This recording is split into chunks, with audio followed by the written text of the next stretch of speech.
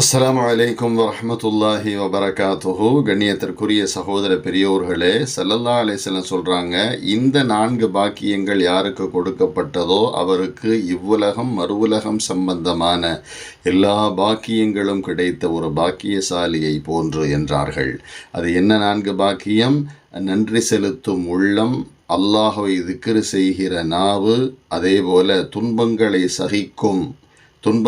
சகிக்கும் உடல், தன் கற்பிலும் கணவனினுடைய சொத்திலும் எந்த வகையிலும் அவனுக்கு மாறு செய்யாத நல்ல மனைவி என்றார்கள் ஸல்லல்லாஹு அலைஹி வஸல்லம். இது எவருக்கு கொடுக்கப்பட்டதோ அவருக்கு இம்மை மறுமையினுடைய நன்மைகள் கொடுக்கப்பட்டதாகும் என்றும் பெருமானார் நமக்கு தெளிவுபடுத்துகிறார்கள். எனவே இந்த 4 நியாமத்துகள் யாருக்கெல்லாம் இருக்கிறது என்று பரிசீலனை செய்யுங்கள்.